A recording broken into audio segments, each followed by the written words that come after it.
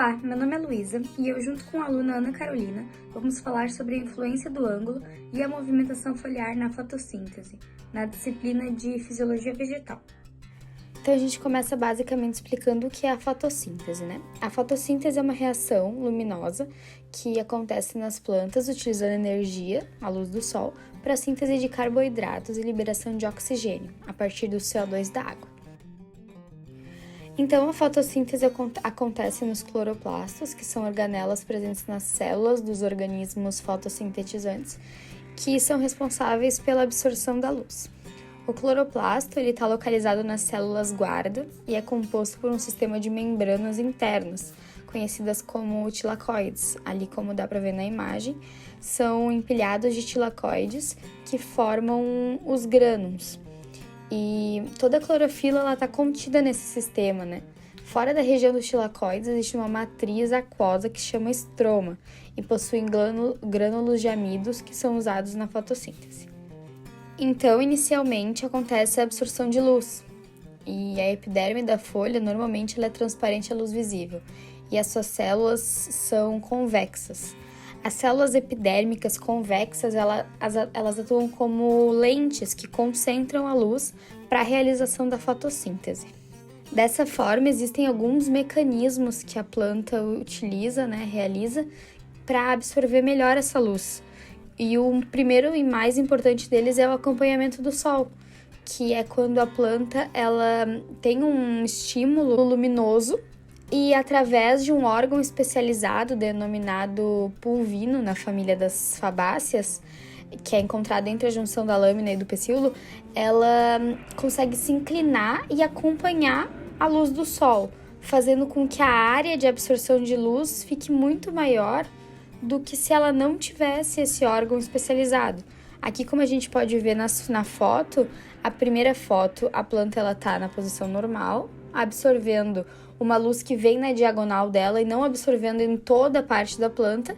E na segunda foto, a planta que faz esse movimento do acompanhamento do sol, que faz com que a luz consiga ser absorvida em toda a parte da foliar da planta.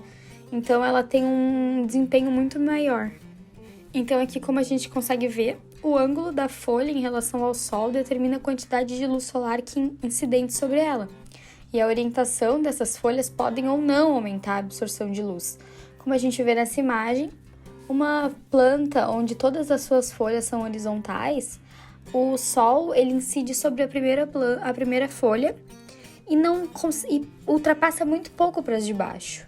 Já na segunda imagem, que a gente vê que elas são mais diagonais, o sol ele consegue ser absorvido por 3 folhas e de uma maneira muito mais competente, fazendo com que assim a fotossíntese seja muito mais produtiva, a absorção de luz seja muito mais produtiva e, consequentemente, a fotossíntese também, por essa absorção de luz que é necessária para fazer a síntese dos carboidratos e liberar o oxigênio e fazer todo o ciclo da fotossíntese na planta.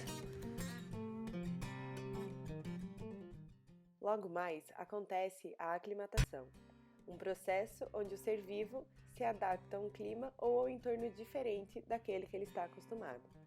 Falando um pouco mais sobre as plantas, existem as plantas de sombra e as de sol. As folhas de sol, elas aumentam sua assimilação de CO2 por terem mais rubisco e conseguem dissipar o excesso de energia luminosa. Essas folhas são mais espessas e têm a camada paleossádica mais espessa em relação às folhas de sombra.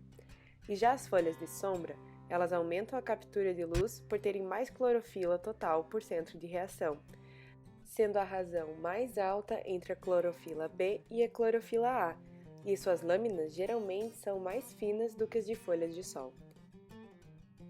100% da energia solar ela é emitida para a Terra, e cerca de 50% dos seus comprimentos de onda são absorvidos. Os 50% restantes eles vão sendo divididos entre reflexão e transmissão, onde ocorre uma perca de 15%, dissipação de calor, uma perca de 10%, e os 25% restantes ocorre uma perda de 20% para o metabolismo, resultando em apenas 5% da luz solar que chega ao solo.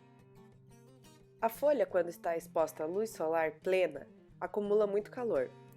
Para isso, além das estratégias citadas anteriormente pela Luísa, a planta possui mecanismos que liberam cerca de 50% da energia solar total, entre 300 a 3.000 nanômetros, com a maior parte da absorção ocorrendo na porção visível do aspecto. As folhas, elas precisam dissipar grandes quantidades de calor, e isso acontece por meio de 3 processos: a perda de calor radioativo, a perda de calor sensível e a perda de calor latente.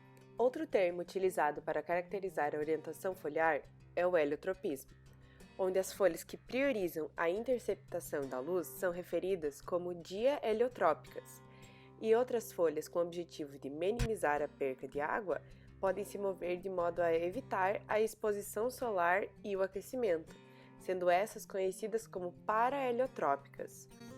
E esse foi o nosso vídeo sobre a movimentação foliar na fotossíntese. Se ficaram com dúvidas ou querem fazer perguntas, podem chegar até nós. Muito obrigada!